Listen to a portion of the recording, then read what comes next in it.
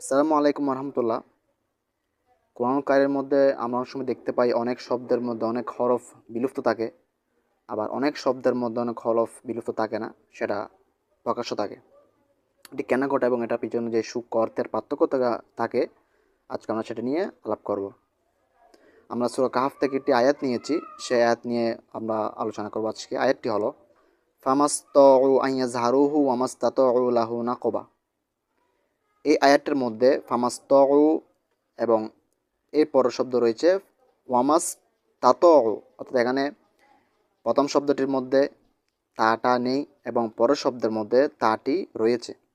FAMAS তউ এখানে তা নেই, ওয়ামাস তাতউ এখানে তা হরফটি এখানে রয়েছে। এবং এটা কেন রয়েছে, প্রথম আমরা এটা একটু আগে ব্যাকগ্রাউন্ডে একটু আলোচনা করি। এই আয়াতটি ছিল জুলকারনাইন যখন ইয়াজমাজকে যখন বাঁধা দেওয়ার জন্য যে প্রাচীরটি নির্মাণ করেছিলেন লোহা এবং তামার মাধ্যমে, এবং সেই প্রাচীরটি নির্মাণ করার পর যে ইয়াজমাজ যে এই প্রাচীরটি বেয়ে উঠতে পারবে না এবং এটিকে তারা চাইলেও ভাঙতেও পারবে না। তো এই আয়াতটা হচ্ছে সে প্রসঙ্গে, যেহেতু আয়াতটি ছিল তামা এবং লোহা এবং তামার তৈরি, কোন কাজটি এখানে সবচেয়ে বেশি কঠিন হবে? নিশ্চয় এখানে এটা ভাঙা সবচেয়ে কঠিন এবং এটা উঠা তুলনামূলক সহজ হবে। এবং সেজন্য তারা যেহেতু এটা বেয়ে উঠতে পারবে না, এই কথা বোঝানোর জন্য ফামাস্তাহু, তারা এটি বেয়ে উঠতেও সমর্থ হবে না, এখানে তার শব্দটি বিলুপ্ত রয়েছে। যেহেতু কাজটি এখানে তুলনামূলক সহজ, সেজন্য এখানে যে শব্দটি ব্যবহার করা হয়েছে সেই শব্দ থেকে তা হরফটি বিলুপ্ত করে শব্দটিকে আরও সহজ এবং হালকা করা হয়েছে। ওয়ামাস্তাত লাহুনা কোবা, এবং তারা এটি ছিদ্র করতে পারবে না।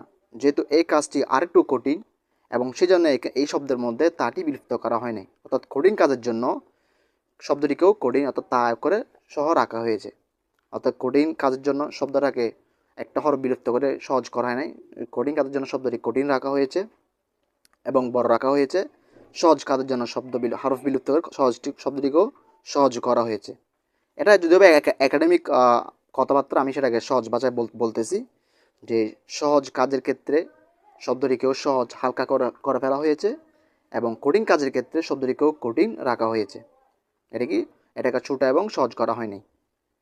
অর্থাৎ কোরআন কাজের মধ্যে প্রতিটি হরফও খুব সূক্ষ্ম অর্থ বহন করে এবং এখানে যে হরফ থাকে সেটা একটা নির্দিষ্ট একটা আইডেন্টিটি আছে।